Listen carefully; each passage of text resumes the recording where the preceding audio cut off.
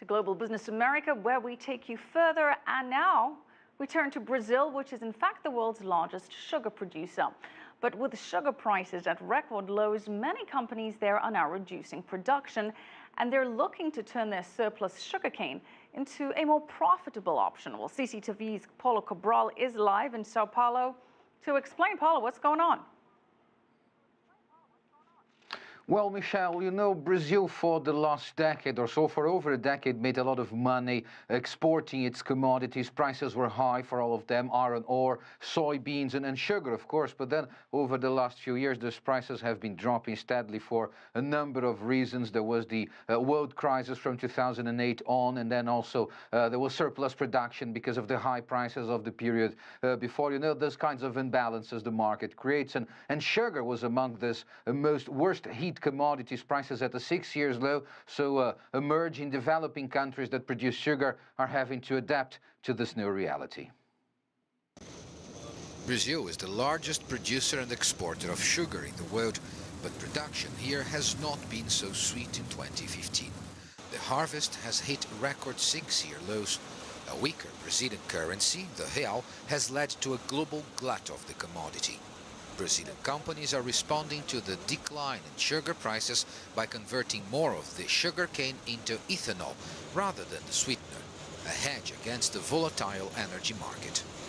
Here in Brazil, sugarcane has a number of uses. In addition to sweet desserts, the country has become the world leader in ethanol production by converting it into a clean, low-carbon biofuel.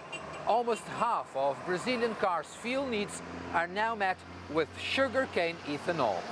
The biofuel demand comes at a time when gasoline prices are rising. The biofuel industry is also getting a boost from the Brazilian government, which is introducing legislation to support sales. The majority of cars sold in Brazil run either on gasoline or ethanol. There is untapped potential to produce much more ethanol in Brazil than we do right now. The industry is using more of its sugarcane to produce fuel as it's more profitable. Down the road, in 2017, if there is a cut in production in India or Thailand causing a deficit, Brazilian producers can cover it. Sugar production in 2015 around the world is expected to exceed demand for a 5th straight year. In fact, the International Sugar Organization has raised its global surplus estimates from 620,000 tons to more than 2.2 million tons. Sugar production has grown by an estimated 1.5 million tons. The 2015-2016 season is just beginning, so data is preliminary. But for the first time in many years, we see the possibility of a reduction in the sugar surplus as demand seems to be greater than production. The high demand for ethanol in Brazil may well be one way to help rebalance the world stock supplies of sugar. But analysts say it may be a slow road, and they don't expect any significant shift until at least the end of next year. So actually, Brazilian sugar and ethanol producers have two things going for them. The devaluation of the Brazilian currency has increased their exports revenue, and also the fact that they can switch between sugar and ethanol in their plants. But that does not mean that they're having an easy ride, because most of these companies actually are heavily indebted, and also they operate with very narrow profit margins. They have serious productivity problems. And of course, Brazil's severe slowdown in this country's economy is making matters even worse for these companies. And Paulo, what are the economic prospects for this year and the next, given the slowdown in GDP?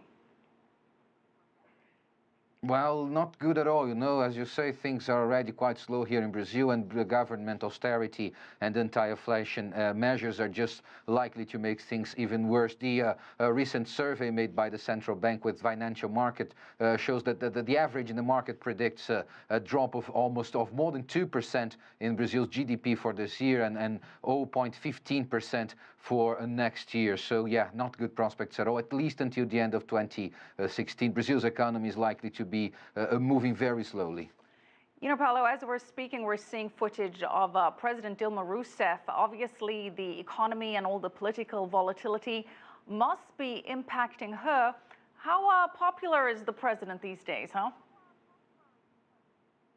Oh, yeah, yes, it has been impacting a lot. You know, actually, in recent surveys, 71% of people say they disapprove the government of Dilma Rousseff. It's the lowest approval rate for a government in more than 20 years in Brazil. And this is as much an economic as a political crisis. You know, there are opposition leaders calling for her to resign, others demanding an impeachment process to be started because of all the corruption allegations involving Brazil's Petrobras. And then you just get into that vicious circle, you know, because the economy is week, President Dilma Rousseff is not strong enough to try and react to these attacks on her from the side of the opposition. So yes, Brazil is deep in both economic and political crisis right now.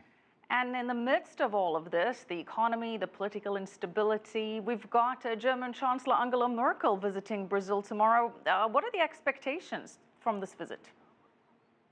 Well, look, certainly President Dilma Rousseff welcomes this visit because it will help to take a bit the focus out of all the corruption allegations and the political crisis and protests against the government that have been dominating the media over these last few weeks. You know, certainly this will be on all newspapers and portals, internet portals and TVs in Brazil, but at least they will be able to split some of the space to show President Rousseff under a better light as a head of state, welcoming a foreign chief of state also here to Brazil, or chief of government from Germany here in Brazil. They are expected to sign some some important deals and agreements in the field of environment and climate protection. But there is not, you know, Chancellor Merkel is not coming with business people. It's more of a government deal here, consultations between two governments.